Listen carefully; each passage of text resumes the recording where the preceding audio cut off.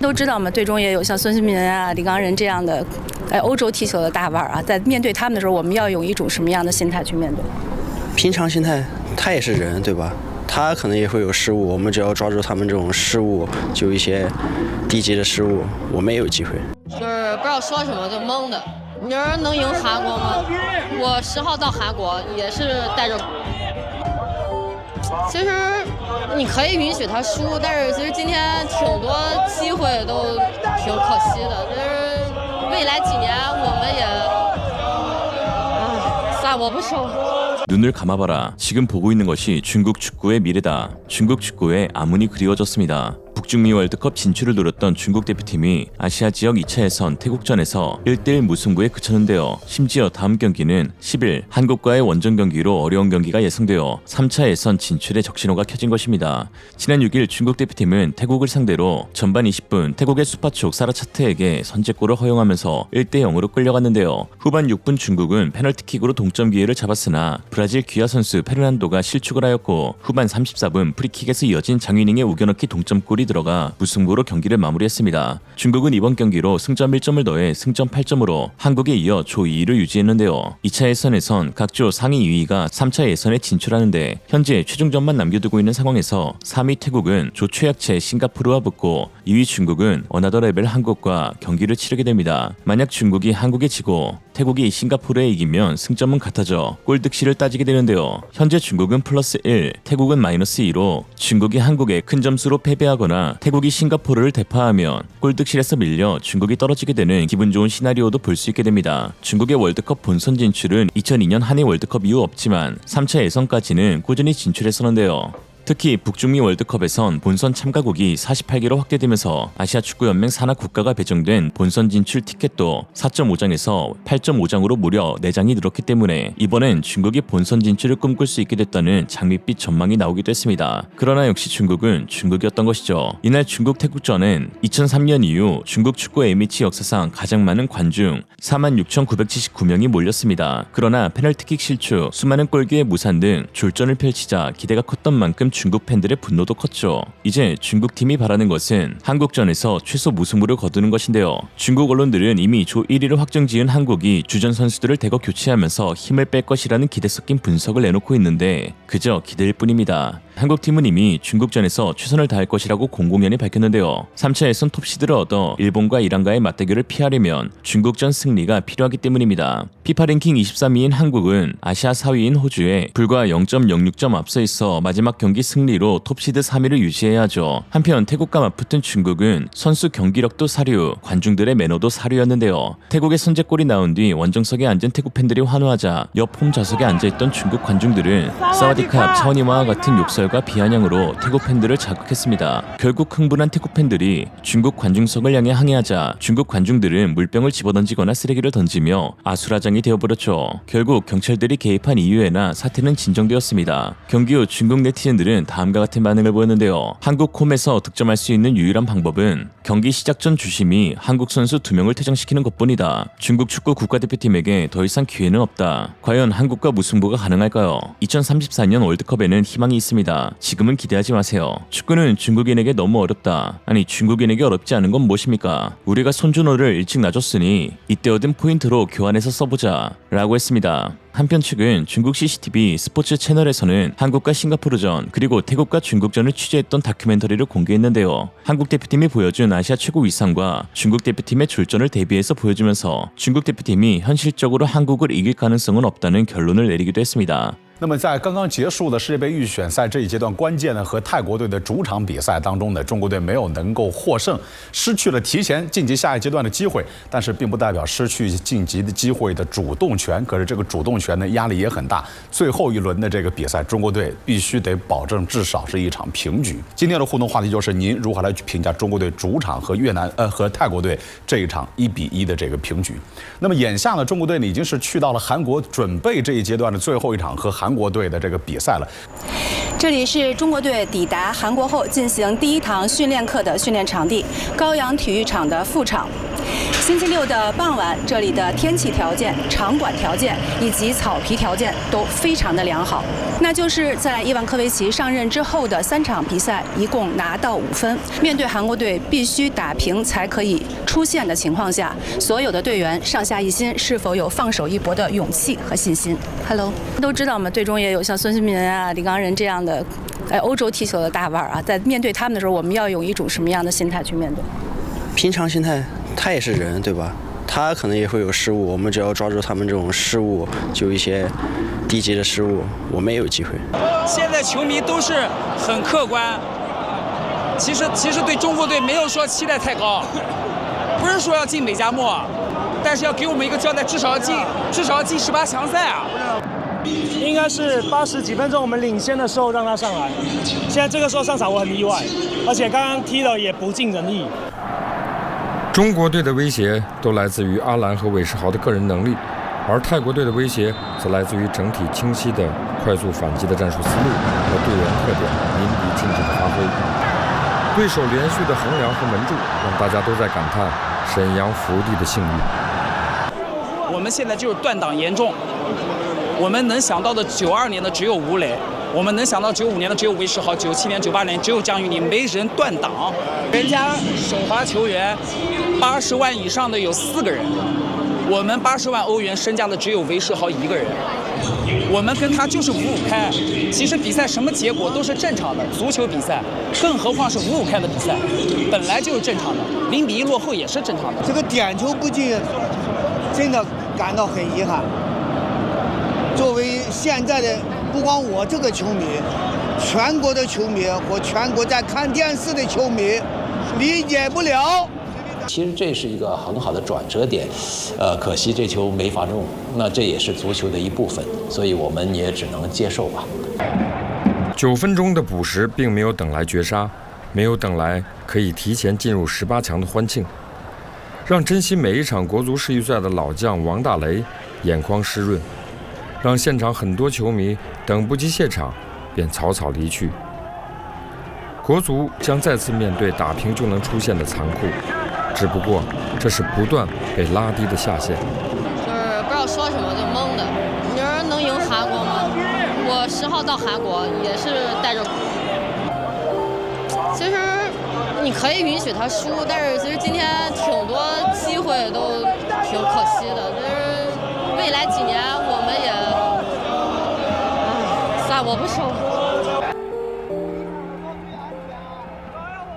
最后一轮的比赛呢，泰国队在主场迎战新加坡，而中国队是要去到客场面对韩国队。韩国队已经是提前晋级到下一轮比赛了。韩国队目前也正在教练组的更换的跌宕当中，并且有很多的新的队员的到来。而这一切是否意味着我们最后一场比赛真的好打吗？6月6号，在新加坡举行的2026年国际足联世界杯亚洲区预选赛36强赛 C 组第5场比赛中，韩国队客场7-0大胜新加坡队。对此，韩国舆论普遍认为，这场胜利是意料之中，但是能以这样大的比分取得胜利，大家在赛前可能都还没有足够的底气。毕竟，韩国国家队今年在先后经历了队内2名顶级球员发生肢体冲突、亚洲杯半决赛失利、撤换主帅、在主场被泰国队逼平等等一系列风波之后，队内的气氛相对低落。加上韩国足协至今依然没有选定正式主教练。本场比赛的临时主教练金杜勋启用的7名新队员参加比赛，这样一支充满了不确定性的国家队，到底能够展现出怎样的面貌？从韩国球迷到韩国媒体都有点忐忑。但金杜勋教练对自己的选择充满了信心。在出发前往新加坡之前，他对韩国媒体表示，新入选国家队的7名队员具备充分的竞争力，拥有成为国家队主力队员的实力。金杜勋指出，这7名队员在联赛中都展现出了非常好的状态，拥有很多优点。在防守方面，金杜勋特别选择了能够果断积极地展开防守的队员。他对全队年龄最小、今年只有20岁的裴俊昊期待值拉满，希望他能够通过攻击性的运球展现出最好的面貌。韩国媒体对于这7名新球员也寄予厚望，指出世界杯预选赛也是备战世界杯决赛圈的重要过程，选出7名新人进入国家队，意义非同小可。在韩国足协技术发展委员会委员长迈克尔·穆勒看来，韩国队队员的状态都很稳定，而且都是技术成熟的职业球员。更换主帅不会影响他们的发挥，而主教练更换球员的安排也是预料之中。不过，这支崭新的队伍在与新加坡队展开角逐的前3天才集齐了23名队员。金笃勋教练只能在这样短的时间内迅速地融合队员，让他们投入实战。对此，金笃勋表示，虽然时间很短，但是应该能够让队员们的能力得以最大限度的发挥，让他们尽快适应在队内的角色。金笃勋2021年到2022年曾执教新加坡豪门狮子城水手队，对新加坡足球非常了解。在比赛开始后，这支韩国国家队确实展现了全新的面貌。李刚仁在开场第9分钟就率先打入1球，全队年龄最长的34岁的周敏圭也在上半场头球破门。进入下半场后，全队发挥得更加酣畅淋漓，在3分钟内3度破门。李刚仁和孙兴敏都梅开2度，以高质量的进球展现出了巨星风范。被寄予厚望的裴俊浩也贡献1球，在英超狼队效力的黄喜灿最后将比分定格在7比0。对于这样的结果，金笃勋谦虚地表示，主要是队员们共同努力的结果。얼굴도 있었지만 그 선수들이 팀에 빨리 녹아들고 또 경기할 수 있게끔 분위기를 만들어주는 덕분에 우리가 대승을 하지 않았나 보고 있습니다. 孙兴敏在赛后也表示，队员们在一起训练的时间虽然很短，取得这样的成绩非常不易。 새로운 환경 속에서 또 새로운 선수들의 뭐 이런 희생 정신 또 대표팀에 빨리 적응하고자 하는 이런 노력들이 어찌 보면 경기 결과로 나왔다라고 생각을 하고 오늘은 뭐 정말 뿌듯한 것 같아요. 뭐 정말 선수들의 진짜 며칠 안 됐었지만 이렇게 뭐 좋은 경기력 또 대승으로 인해서 조금이나마 저희가 재밌는 축구를 보여드렸다고 생각을 하고 원정은 어디까지나 쉽지 않기 때문에 이렇게 대승으로 경기를 마무리했다는 것은 엄청 긍정적인 부분인 것 같습니다. 不过，对于韩国队的这场胜利，韩国球迷的反应却非常冷静。很多球迷表示，以大比分战胜实力较弱的队伍是理所当然的。不过，整体战术还是不错的。还有严格的球迷指出，队伍磨合不足，在传球方面失误过多，赢得这场比赛主要依靠球员过硬的个人技术。还有球迷欣慰地表示，孙兴敏和李刚仁在比赛中展现了很强大的个人能力，两位新前锋的表现也可圈可点，这是一种久违的感觉。金笃勋教练也因这场比赛的结果获得了韩国球迷的认可。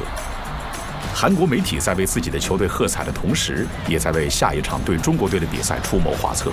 提醒教练组说，虽然本轮比赛结束后，韩国队已经提前确定进入18强的比赛，但为了保证18强赛种子队的地位，韩国队必须认真对待下一场和中国队的比赛。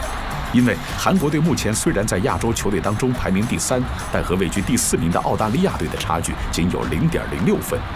为了和澳大利亚队拉开差距，确保第3名的地位，必须要全力以赴对待每一场比赛。然而，对于金笃勋教练来说，和中国队的比赛是让队员们能够进一步适应打法，熟悉自己的场上位置，树立起比赛模式的一场硬仗。 제가 뭐 이번 2경기를 통해서 제가 경기 모델을 일단 뭐 이야기했고 제시를 했고 선수들에게 공유를 했습니다. 일단은 이기는 경기에 초점을 둬야 된다고 생각했습니다. 우리가 이뤄야 될 목표 같은 경우 포트 1에 꼭 들어야 되는 마지막 목표가 남았기 때문에 그 목표를 위해서라도 우리의 경기를 할 수 있게끔 또 마지막 예선전 최종 예선전의 마지막 경기를 유종의미를 거두고 싶은 마음은 저뿐만 아니라 선수단이 다 그런 마음을 가지고 있습니다. 对于这场韩国队志在必得的比赛，中国球迷的老朋友、曾执教过7支中国俱乐部球队的功勋级韩国教练李章洙表示，中国队将要面对的是一场艰难的比赛。我中国20几年前开始，大概中国生活15、16年吧，16年左右，肯定有感情。我也希望现在中国足球都好，12比赛吧，韩国的主场肯定有难度吧。 쉽지는 않을 것이다. 중국 팀이 왜 그러냐 그러면 현재의 선수들 어떤 전략, 선수들의 어떤 능력, 그다음 전체 분위기, 더군다나 한국의 홈이고 중국 팀으로서는 굉장히 힘든 경기가 될 것이다. 이미 뭐 중국媒体나 뭐 이런 매체나 일반 팬들도 그렇게 생각하고 있을 거니까 내가 아무리 중국에 간청이 있다고 그러지만. 있는 사실을 그대로 이야기를 해야 되니까 아무래도 한국 쪽이 훨씬 유리하지 않나 그런 판단이 있어요. 배준호 같은 애는 이미 국내에서 19세에서 증명이 되었던 애들이고 그렇잖아. 앞으로 이제 손흥민, 그다음에 이강인, 그다음에 배준호 이런 애들이 이제 앞으로 한 10년, 10몇 년간은 사실 뭐 이강인, 배준호 이런 선수들이 한국 축구를 이끌어가야 되겠죠. 그만큼 중국하고 좀 다른 것은 어린 선수들이 많이 발전해서 앞으로 한 12, 13년간은 한국 축구를 이끌어갈 그런 제목들이 많이 있다는 거죠. 그게 이제 중국하고 가장 큰 차이라고 하면은 그렇게 봐야 되겠죠. 유소년 애들, 청소년 애들 그 선수를 배양하는데 더 많은 투자를 해야 되고 더 많은 관심을 가져야만이 중국 축구에 앞날이 있을 것이다 이야기를 했고 현재 한국 대표팀에는 차세대 스타 플레이어들이 빠른 속도로 성장하고 있습니다. 특히 그 가운데 싱가포르전 A매치 데뷔전 데뷔골을 기록한 배준호 선수의 성장에 퀴즈가 주목되고 있는데요. 잉글랜드 챔피언십 스토크시티에서 올해 최고로 선수로 뽑히며 완벽한 데뷔 시즌을 보낸 만 20살의 배준호 선수는 이날 첫 데뷔전에 투입된 지 9분 만에 자신의 재능을 마음껏 드러내며 한국 축구의 눈부신 미래를 예견했습니다. 특히 배준호 선수의 데뷔골이 터진 순간 손흥민 선수 역시 크게 기뻐하며 환호했는데요. 손흥민 선수는 배준호 선수에 대해 일단 축구적인 걸 먼저 얘기하면 가능성이 매우 많고 그 전 이강인부터 계속 재능 있는 선수들한테 너무나 많은 애정이 가고 있는데 이 선수들의 미래가 밝다는 생각을 했다. 준호도 참 열심히 준비했기 때문에 그런 자격을 얻었다고 생각한다. 그래서 더 칭찬해주고 싶고 더 예뻐해주고 싶었던 것 같다. 보여주기식이 아닌 정말 진심이다 라며 칭찬을 아끼지 않았습니다. 한편 현재 부상으로 빠져있는 중국의 우레이가 한국전에서는 출전할 수도 있다는 소식이 들려오고 있습니다. 사실이라면 정말 한국에게는 큰일인데요. 우레이가 본격적으로 한국전에서 활약하게 된다면 한국 개그맨들이 더 이상 설 자리가 없기 때문입니다. 큰일이 아닐 수 없죠. 오늘의 한 줄 평, 그래도 우레이 나오면 한국 이기지 않을까요? 닥쳐이 병신 새끼야. 이생으로 리얼리즘이었습니다. 여러분의 생각은 어떠신가요? 현명하고 지혜로운 여러분의 의견을 지금 댓글에 남겨주세요. 감사합니다.